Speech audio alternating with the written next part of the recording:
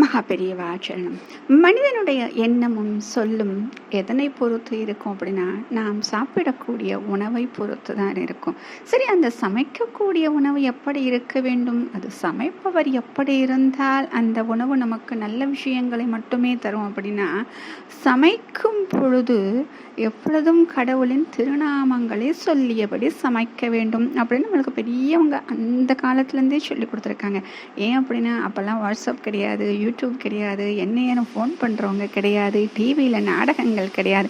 அப்படி இருக்கக்கூடிய காலகட்டத்தில் தான் நாம் வாழ்ந்த வாழ்க்கை சரியான முறையில் அமைந்தது. ஆனால் இப்பொழுது இது அனைத்தையும் வேறு பக்கம் நாம் திசை திருப்பிவிட்டோம். சமைக்கும் பொழுதே நமக்கு எத்தனை ஃபோன் கால் வருமோ அத்தனை ஃபோன் கால் வரும். அப்படியே நம்ம சமைச்சிக்கிட்டே அங்கே டிவியில் என்ன நடக்குதுன்னு பார்க்குறது, இல்லை பக்கத்தில் இருக்காங்ககிட்ட பேசுறது, இது போல் விஷயங்களை நம்ம செஞ்சுட்ருக்கோம் இல்லையா? அப்போ இது செய்கிறோம் அப்படின்னா, சரி இது செய்கிறத செஞ்சு அடுத்து சாப்பிட்றப்பயாச்சும் நம்ம சரியாக சாப்பிட்றோமா? ஏன் அப்படின்னா, சாப்பிட்றதுக்கு முன்னாடி முக்கியமான ஒரு விஷயம் என்ன சொல்லியிருக்காங்க? பிரார்த்தனை அப்படிங்கிற ஸ்கூலில் நம்மளுக்கு சொல்லி கொடுத்துருப்பாங்க. அது அப்படியே ஸ்கூலில் படிச்சுட்டு அப்படியே ஸ்கூலோடு விட்டுருவோம். காலேஜ் போனோன்னு அப்படியே மறந்துடுவோம். ஏன்னா ஸ்கூலில் சின்ன பிள்ளைங்களுக்கு சொல்லி கொடுத்துருக்காங்க, இது அவ்வளோதான் அப்படின்னு. ஆனால் அது நல்ல விஷயம் அப்படின்னு சொல்லிட்டு நம்ம பிள்ளைங்களுக்கு வீட்டையும் அதை சொல்ல நம்ம பழக்கி கொடுத்ததே கிடையாது. எத்தனையோ நல்ல விஷயங்கள் பள்ளிக்கூடத்தில் சொல்லி கொடுக்குறாங்க, ஆனால் எதையுமே நம்ம செய்கிறது கிடையாது. சரி, அப்போ சாப்பிட்றதுக்கு முன்னாடி சின்னதாக ஒரே ஒரு விஷயம் நம்ம நினச்சா போதும், உண்ணக்கூடிய இந்த உணவை கடவுளுக்கு அர்ப்பணிக்கிறேன் அப்படின்னு சொன்னால் போதும். இது பெரிய ஸ்லோகம்லாம் கிடையாதுங்க, சமஸ்கிருதம் இருக்குது எனக்கு தெரியாது அப்படின்னு சொல்ல வேண்டியும் கிடையாது. ஒரு நொடி நம்ம அந்த சாப்பாடை கையில் வச்சுட்டு இந்த பிரார்த்தனை பண்ணிட்டு நம்ம சாப்பிட்லாம்.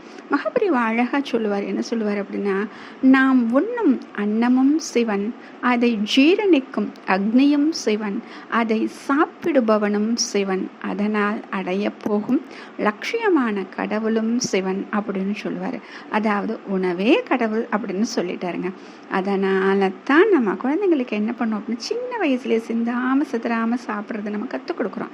ஆனால் இப்போ அதெல்லாம் மறந்தே போச்சுங்க.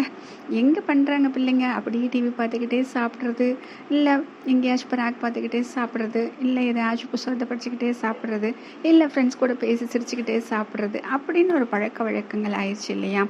அப்போ பெற்றோராய நம்ம கடமை இது என்னன்னா, இதை நம்ம சொல்லி கொடுக்கணும் நம்ம சின்ன குழந்தைங்களுக்கு.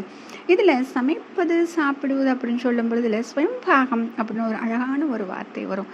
அப்படின்னா என்ன அப்படின்னா, தனக்கு தேவையான உணவை தானே சமைப்பது, அது ஸ்வயம்பாகம் அப்படின்னு சொல்லுவாங்க. ஏன் அப்படின்னா, மற்றவங்க சமைச்சு அது சாப்பிட்றத விட இது ரொம்ப உயர்வானது அப்படின்னு சொல்லுவாங்க. இதை இத்தனை நம்ம பண்ண முடியல. ஒரே ஒரு விஷயத்தை நம்ம என்ன பண்ணணும், சாப்பிட்றதுக்கு முன்னாடி சின்னதாக ஒரு பிரார்த்தனை, அது போதும். அது நம்முடைய உணவை எப்படி மாற்றும்? பிரசாதமாக மாற்றும். மகாபெரியவா சரணம்.